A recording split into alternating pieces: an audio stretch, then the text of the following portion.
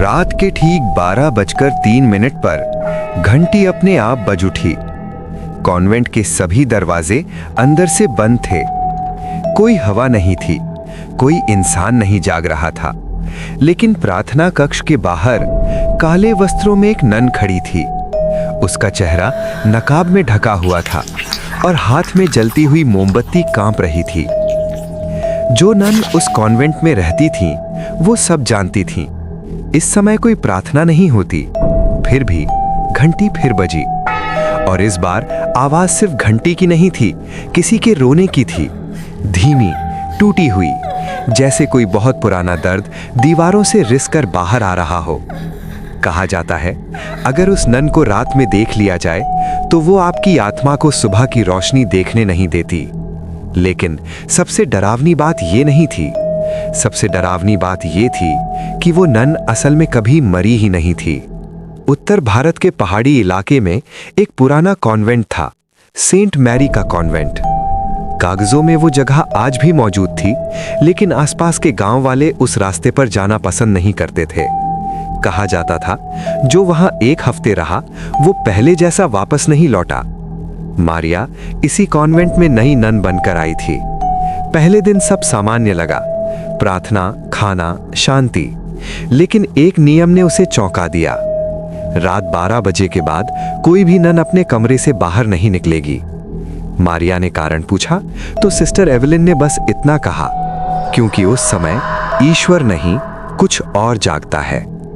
उस रात मारिया को नींद नहीं आई और ठीक 12:03 पर घंटी बजी। अगली सुबह सिस्टर लूसी का शव प्रार्थना कक्ष में मिला।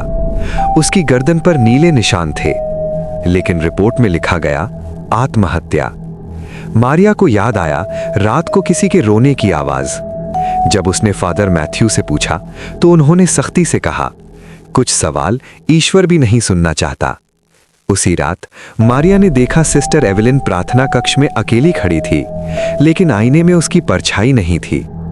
पुराने रिकॉर्ड में मारिया को एक फाइल मिली, एवेलिन 1998। लिखा था, एक लड़की जिसे जबरन नन बनाया गया, एक बच्चा जिसे पैदा होते ही पाप कहकर मार दिया गया। और उस रात जब आग लगी, एवेलिन जिंदा जली नहीं थी, वो प्रार्थना करते हुए मर गई थी। मारिया ने उस रात सिस्टर एवेलिन को देखा। उसकी आंखें काली थीं, मुंह से प्रार्थना नहीं, लैटिन में कुछ और निकल रहा था, जैसे वो ईश्वर से नहीं, इंसानों से बदला मांग रही हो।